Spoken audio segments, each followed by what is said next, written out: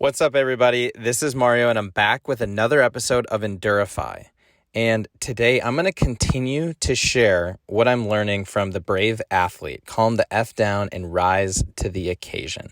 And if you don't know, the brave athlete is a sports psychology book that will help give you the tools to overcome negative patterns of thinking and feeling so you can be faster and happier in sport and life.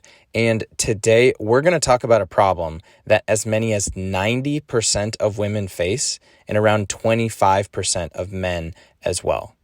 So do you know what it is? It's that feeling of being fat or fat talk. So, fat talk involves degrading the body shape and the weight of oneself or others. And to be honest, it's probably higher for men as well. It's just that women are more likely to admit it in terms of that percentage of people that experience this. And I think that it can show up in a couple of different ways. You know, if you ever see yourself in the mirror, or you look at yourself when you're in your wetsuit or you're in your biking gear, and it's those feelings of like, I'm feeling chunky, I feel so bloated, I'm bulging out of my clothes, and just flab. You know, it's like I just see and feel flab. And so this is something that the authors talk about, is how do you try and overcome some of those thoughts and feelings? And something that the authors talk about is they make the point that feeling fat and being fat are not the same thing. So we're not going to get into what does it mean to be fat today, but really the main point here is that when you feel fat, you're actually feeling something else. It's some other emotion, because feeling fat is a smokescreen for feeling some other negative emotion. So it could be that you're frustrated that you aren't in control of your exercise or your eating habits. It could be that you're depressed that your body doesn't look the way it does or the way that you want it to with all of the exercise that you're doing. It could be that you're also jealous or envious of other kind of badass athletes, like we talked about yesterday, that social comparison and the power and the peril that comes with that. And so since it is such a problem for so many people, and there's this problem of feeling fat really being a signal for some other negative emotion, how do you address it? If you experience this, I have experienced it, even though I'm like 5'9", 160 or 165 pounds. I've always been pretty athletic and skinny, but there are those moments where you kind of feel fat.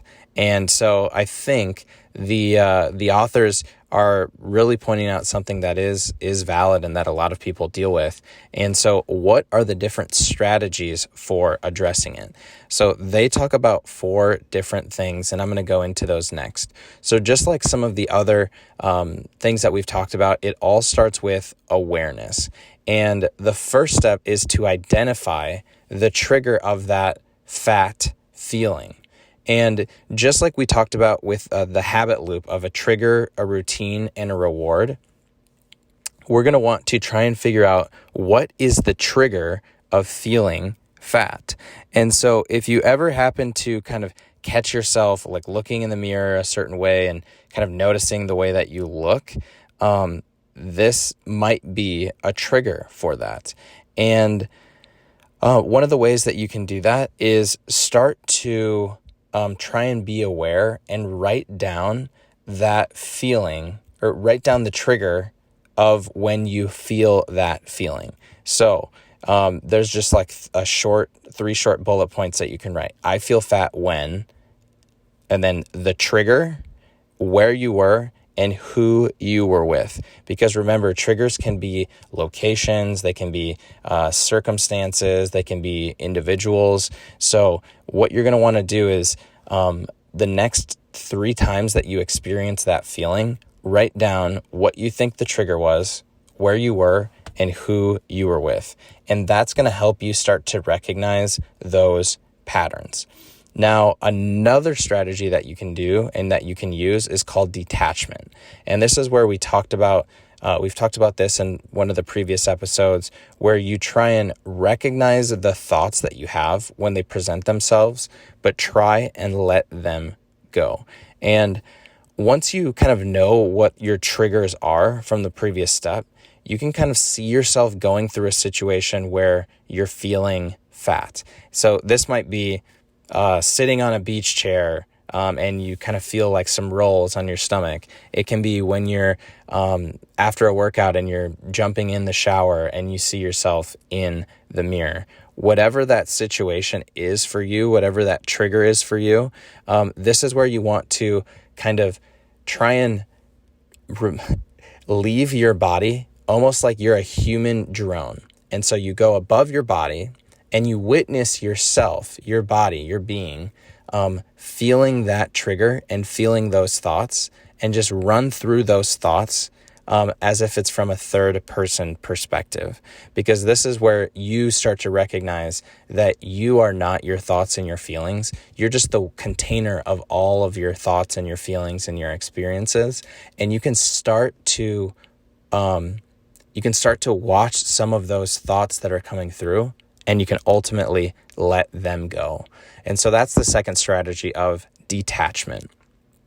Now, the third one is essentially trying to avoid and trying to stop the fat talk, or that the verbal, outward expression of some of those phrases that I mentioned at the beginning. And this is extremely important if you're around other people, because you may find yourself where other people may say things like, "Oh, I feel so bloated," or "I feel so chunky," or something like that. And really what you want to do in those situations, according to the book, is try and redirect the conversation and focus on the things that individual has accomplished. So it's like, "Oh, I feel so fat." It's like, no, you don't. You are an amazing triathlete. You've done 2 triathlons, or you've run 5 miles this week. You've worked out 4 different times. You're perfect just as you are. Try and redirect the conversation and focus on something positive about that individual, and focus on something that individual has accomplished. So that's an effective way to kind of redirect the conversation. And then the last strategy is really, it comes down to self-acceptance. And this is where you really want to just accept yourself for who you are fully. And that means your strengths, that means your weaknesses, that means your limitations, your quirks, your habits, all of that without judgment or qualification. And one of the best ways that they talk about to do this is to make a list of all of the things that you do like about yourself. What are those things that you really like? What are those characteristics that you have? I'm going to list out a couple of adjectives, and how would you describe yourself, or how might others describe yourself when you're at your best? Open, happy, feisty, good, loving, interested, positive, strong. These are just a few. Which one are you? Try and circle one of those, or, highlight one of those, or write one of those down. And that is a good way to start to focus on the positives, start to accept who you are as a person, with your strengths, your weaknesses, your quirks, your habits, all of those different things. So there you go. There's 4 strategies for dealing with that body shame and the feelings of being fat from the Brave athlete. And so what I want to do now is I want to bring it back to you, and I just want to ask you this question of, how do you feel in your body as an athlete, as an individual? How do you feel? And do you ever experience the fat talk and these feelings? And if so, try one of these strategies. Try one of these 4 with the awareness, with detachment, with the avoidance of the fat talk, and then with self-acceptance. So I hope that this served you. I hope that this was helpful, and I'll talk to you all later.